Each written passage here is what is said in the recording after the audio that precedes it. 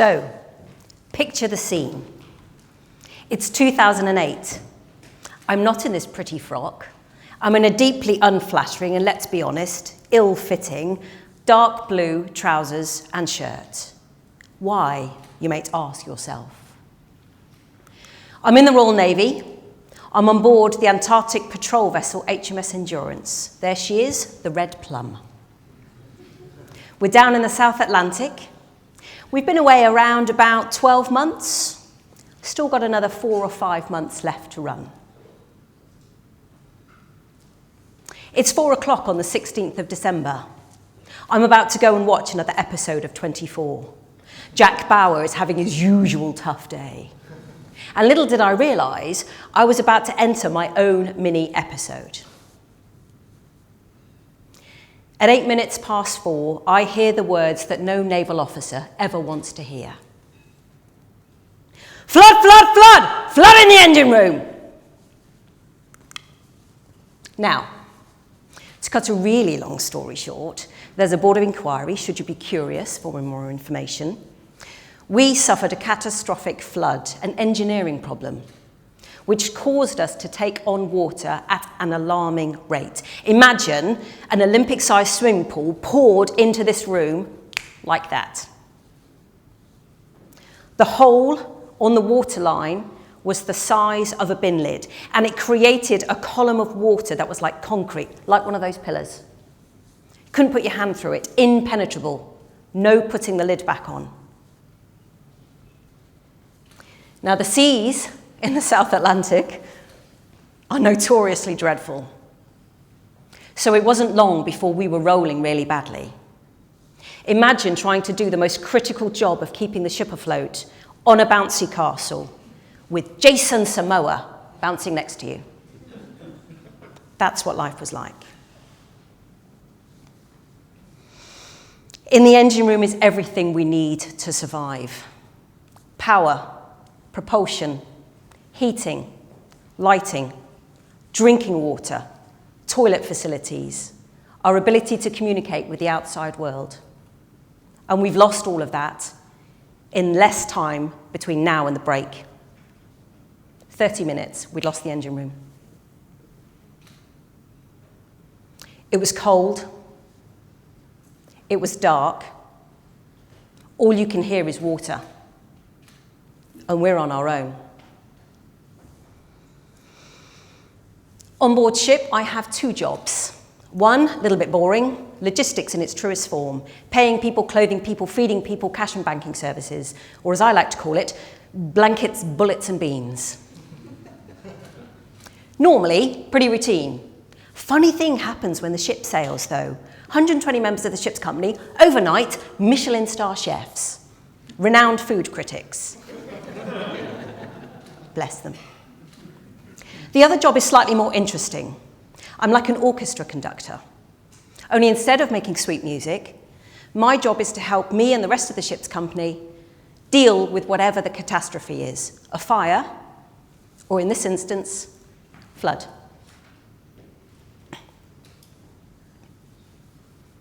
I have another key role as well. I help the command make a really important decision. Do we stay on, or do we get off? We've calculated we're about 6 hours from any help being able to get to us. And we're about 6 hours from running aground on a piece of land called Desolation Point. We set ourselves a target for when we're going to evacuate the ship, only we don't call it that. That's a little bit alarmist, isn't it? Instead, what we're going to do is we're going to step ashore. In 12 minutes' time, we're going to step ashore. Into life rafts and waves the size of a double-decker bus. Now, I'm here to tell this tale because we caught a lucky break. A few hours earlier, we'd thrown out an anchor to try and change the way that the ship was moving. That lovely little anchor.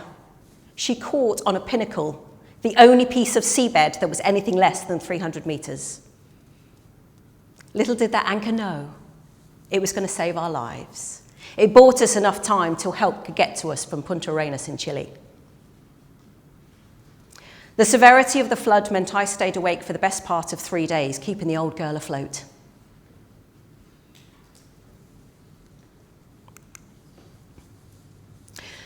So it's a great story, right? Or as we used to call it, DIT. But why am I telling you this? I think our life's catastrophic experiences have really rich learning experiences for managing our stress and resilience. Now, I'm going to share some stress symptoms with you now that at the time, some of which I was oblivious to. Number one, insomnia. Not the can't fall asleep kind, but the, oh look, it's 2 o'clock in the morning and I'm wide awake kind. I was ill a lot. Tonsillitis plus bronchitis at the same time, twice, only about a month apart. I rubbed my eyes a lot. If I went to Gatwick now, excess baggage right there. My heart rate at times, oh, shouldn't touch the mic. My heart rate at times was 120 beats per minute, which may explain the insomnia.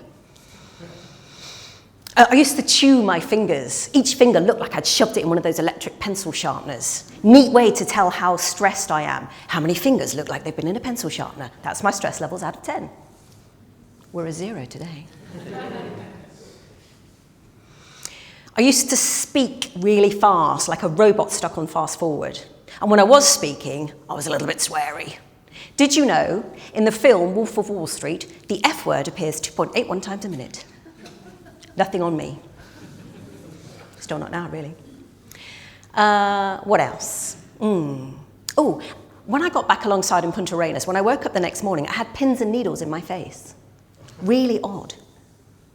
I don't have any memory for about the first 12 hours of the incident. Any memories I've got have been given to me by fellow crew members. I turned into a bit of a crybaby. In the film Courage Under Fire, Meg Ryan's character, helicopter pilot, says to the troops, don't pay attention to the tears, it's just tension. And I definitely had that. Both the tears and the ship's company running screaming when I cried. And if I wasn't crying, I was ranting. When we got back alongside, I got to breakfast 5 minutes too late. The lovely Chilean waitress learned very quickly that that was not the answer we were looking for. No. Okay, let me ask you a question. Who ticked off some of those stress responses? Who's ticked them off and didn't realize that they were their stress responses? So let me ask you a question. What is your sinking ship story? Because there's rich learning in there. And that rich learning helps us understand how to build our resilience. Let me bring this to life. Can you imagine walking into a doctor's surgery, telling them nothing about what's wrong with you, them having a flick through that massive book of drugs, finding a drug they rather like the look of, issuing you a prescription, sending you on your merry way, with neither of you knowing whether or not that's actually going to help? Well, guess what? When it comes to building our resilience, that's exactly what we do. We look to weirdos like me to tell me, what's my top 10 tips? Don't know, not you. So here's my hypothesis. Our stress deserves diagnosis. And I'll come back to that in a moment. If you do Google top 10 tips to build my resilience, how many hits? What do you reckon? 49 million. 49 million hits. How on earth are you going to find what works for you in 49 million? And guess what's in there? 3 ways to build your resilience, 4 ways to build your resilience, the 5 skills of resilience, the 7 C's of resilience, the 8 tips, the 10 tips. What the actual, never mind. So here's my plea to you. Do some diagnostics. Understand a few bits about you and your experiences and your life before you start looking for tips to build your resilience. Now, I have a theory that says all stress does not look, feel, or start the same, and there's a couple of reasons for that. Number one, we are all gloriously unique. We have different personalities, different life experiences, different takes on the world. What's that lovely expression? We may be in the same storm, but we are not in the same boat. Our stress responses are different. I reach for a glass of wine, maybe you reach for your trainers. So if our stress comes from different places and it shows up in different ways, guess what? We probably need different ways to build our resilience. Ask yourself a series of questions. Where does your stress come from? What is the trigger for your stress? Why is that your trigger? When it shows up, what does it look like? How does it affect you? What impact does it have on you and the people around you? I've coined a lovely expression, accidental monster. Who wakes up meaning to be a thoroughly fabulous leader, but stress gets in the way, and before they know it, they're an accidental monster? Hello. Only then decide what to do about it. So diagnose first, then treat. Now, if you're unconvinced, let's use me as a case study. Do you remember the insomnia thing? So if I stay here, I'm all about sleep hygiene, blue light management, stimulant management, sleeping routines, temperature of the bedroom, that kind of stuff. Cool? Let's dig. Where does that insomnia come from? It comes from worry. I worry about things, like public speaking engagements. But why do I worry? I can suffer with underconfidence. So my value chain goes, I suffer with underconfidence, I worry about things, I get insomnia. So that sleep hygiene stuff's all very well. Doesn't help me with my underconfidence. So instead I need to add in a broader suite of strategies. So to deal with the underconfidence, I might add something very practical, like plenty of time for rehearsals. I might add in a reframe. I might compare it to a sinking ship. Is this like a sinking ship? I don't think so. I might add in some visioning. I might imagine myself stood on a red dot and the audience laughing at something I said. Come on. So having done this diagnostic, I've got a much broader suite of strategies for me to rely on to build my resilience. So here's the thing, right? Janine from accounts swears by yoga. Does yoga help me with underconfidence? Might help me with a bit of centering, but doesn't get to the root of my stress response. So here's my plea to you. Well, actually, let me ask another question. Who here has diagnosed their stress? Nice. So if you can't tell me what your stress triggers are, maybe undertake this little bit of diagnostic. Understand your triggers. Where do they come from? Why are they your triggers? What's at the root cause of your stress response? Not just the symptom, not just the insomnia, but where does it come from?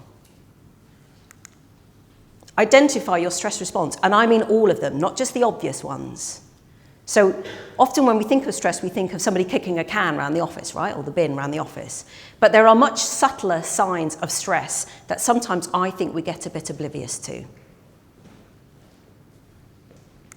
And having figured that out, only then choose what to do next. So diagnose first, then treat. Don't rely on motivational speakers to give you the answers. Stay away from Dr. Google. And channel Stephen Covey. Seek first to understand. Thank you very much.